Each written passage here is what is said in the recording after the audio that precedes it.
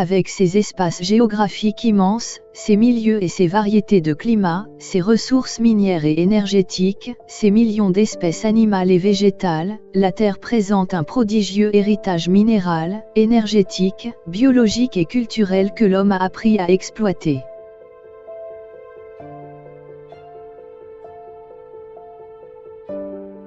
Mais ces ressources sont-elles inépuisables ? À long terme, sûrement pas. Certaines ressources sont renouvelables comme l'eau, l'halieutique ou les ressources de la mer, les sols, et la biomasse. Mais la surexploitation perturbe leur renouvellement. Les gisements tels que les métaux, l'uranium, l'or, et les pierres précieuses comme les diamants, saphirs, et topazes, ainsi que les hydrocarbures, sont des ressources non renouvelables. Alors, est-ce que l'humanité a déjà épuisé les ressources de la Terre ? Pour répondre à cette question, Global Footprint Network, une ONG américaine créée en 2003 par Mathis Wackernagel, biologiste et militant écologiste suisse, a initié le concept du jour de dépassement. Le jour de dépassement correspond à la date à laquelle la consommation de l'humanité dépasse les ressources renouvelables disponibles sur la Terre. Cette année, à partir du 29 juillet 2021, nous vivons à crédit. En 6 mois et 28 jours, l'humanité a dépensé l'ensemble des ressources que la Terre peut régénérer en un an. En d'autres termes, il aurait fallu près de 2 terres pour subvenir de façon durable aux besoins de la population mondiale. Pour calculer cette date, les scientifiques comparent l'empreinte écologique des activités humaines et la biocapacité de notre planète.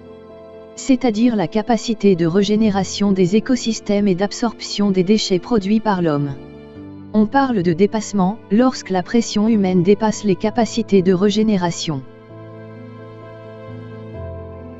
Depuis les années 70, la date du jour du dépassement se dégrade. En 2020, en raison des confinements liés à la pandémie de Covid-19, cette date avait été repoussée de 3 semaines par rapport à l'année 2019.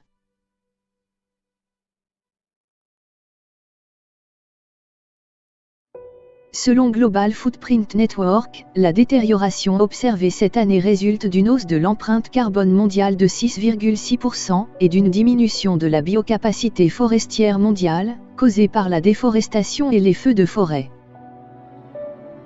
Le reboisement de 350 millions d'hectares de forêt déplacerait de 8 jours, la date du jour du dépassement.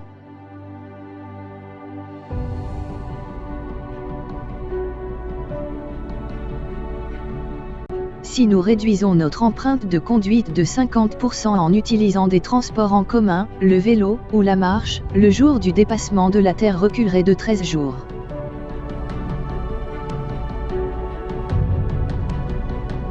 Réduire de 50% la composante carbone de l'empreinte écologique de l'humanité, déplacerait le jour du dépassement de la Terre de 93 jours. Les technologies commerciales existantes pour les bâtiments, les processus industriels, et la production d'électricité, pourraient déplacer le jour du dépassement d'au moins 21 jours.